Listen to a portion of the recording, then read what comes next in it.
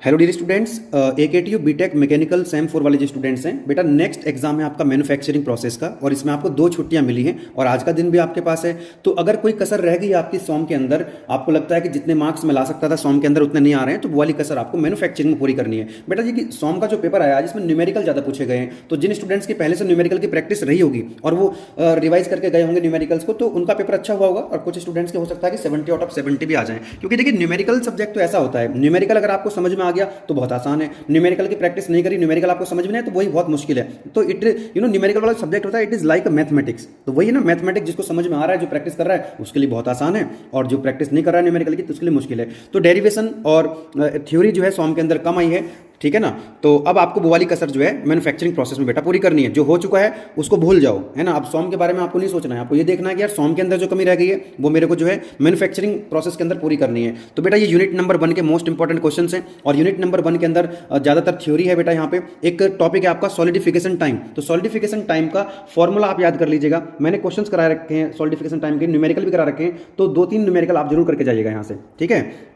बाकी आपको एक भी टॉपिक नहीं छोड़ना मैन्युफैक्चरिंग प्रोसेस का, क्योंकि 2 दिन की छुट्टी है यार और आज का दिन भी आपके पास है थोड़ा सा।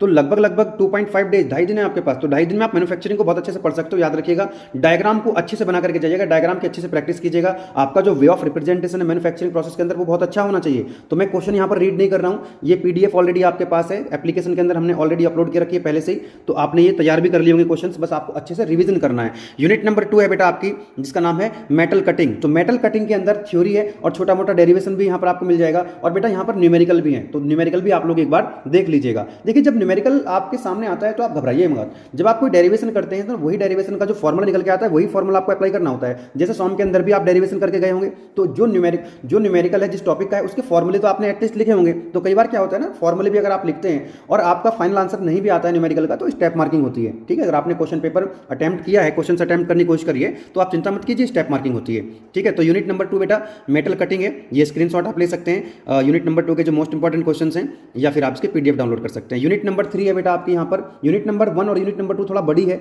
फिर यूनिट 3, 4, 5 थोड़ा सा रिलेटिवली छोटी है। तो यूनिट 3 है आपकी ग्राइंडिंग एंड सुपर फिनिशिंग, इसके ये आप देख सकते हैं इंपॉर्टेंट क्वेश्चन यहाँ पर। यूनिट नंबर 4 कौन सी बेटा आपकी, मेटल ज्वाइनिंग, जिसके अंदर आपको वेल्डिंग पढ़ना है, ठीक है। तो वेल्डिंग भी आसान टॉपिक है, बस डायग्राम की मैं बार बार बोल रहा हूँ, डायग्राम की अच्छे से आपको प्रैक्टिस करनी है, तभी आपको जाकर के अच्छे मार्क्स मिलेंगे। तो ये सारे के सारे इंपॉर्टेंट क्वेश्चन आपको मिल जाएंगे। यूनिट नंबर 5 जो है बेटा वो अनकन्वेंशनल मशीनिंग प्रोसेस की है, इसमें भी कोई न्यूमेरिकल है, ज़्यादा थ्योरी डेरिवेशन नहीं है। तो मैं आपसे रिक्वेस्ट कर रहा हूं, मैं आपसे अपील कर रहा हूं कि स्ट्रेंथ ऑफ मटेरियल में, है ना, स्ट्रेंथ ऑफ मटेरियल को आप भूल जाओ, आप पूरा फोकस करेंगे किस पे बेटा, मैन्युफैक्चरिंग प्रोसेस पे। और नेक्स्ट एग्जाम रहेगा आपका last exam ATD, that is applied thermodynamics, वो भी हो जाएगा अच्छे से, कोई दिक्कत नहीं है। अब आपको पूरा जो है पूरा फोकस करेंगे मैन्युफैक्चरिंग पे। और मैं आपसे ये भी रिक्वेस्ट करूंगा बेटा, देखिए आपको 6 सब्जेक्ट पढ़ने होते हैं, जनरली 5 या 6 सब्जेक्ट एक सेमेस्टर पढ़ने होते हैं, और उसमें से 2 या 3 सब्जेक्ट ऐसे होते हैं जहां पर आपको न्यूमेरिकल होते हैं, जहां पर डेरिवेशन ज्यादा होते हैं। तो बेटा ऐसे जो सब्जेक्ट्स होते हैं जहां पर न्यूमेरिकल ज्यादा होते हैं, मैं आपसे यही अपील करता हूं, पहले से अपील करता आ रहा हूं कि आपको थोड़ा पढ़ना चाहिए शुरुआत से ही, पूरे सेमेस्टर में आपको पढ़ना चाहिए, थोड़ा आपको उन सब्जेक्ट को वेटेज देना चाहिए।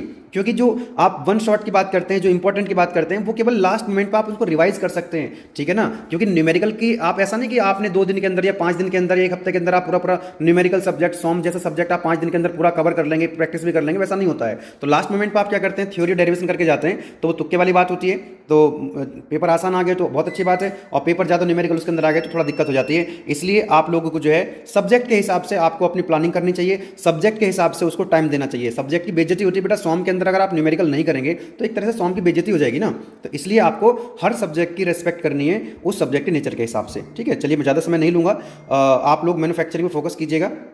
मैन्युफैक्चरिंग की वीडियो जो है हमारा मेन चैनल है वहाँ पर भी पड़ी हुई है, जो ऑलरेडी एप्लीकेशन के अंदर स्टूडेंट्स थे उन्होंने तैयारी कर रखी होगी, बस आपको भी रिवीजन करना है। आप यूट्यूब से पढ़ें कि एप्लीकेशन से पढ़ें, बट आप ईमानदारी से मेहनत करेंगे, ठीक है ना। आप अगर ईमानदारी से मेहनत करेंगे तो बेटा आपके एग्जाम अच्छे होंगे और जीवन में आप बहुत अच्छा कर पाएंगे। चलो बेटा आपको एग्जाम के लिए ऑल द बेस्ट। इस PDF को आप एप्लीकेशन से डाउनलोड कर लीजिएगा अगर डाउनलोड नहीं कर रखी है। थैंक यू बेटा।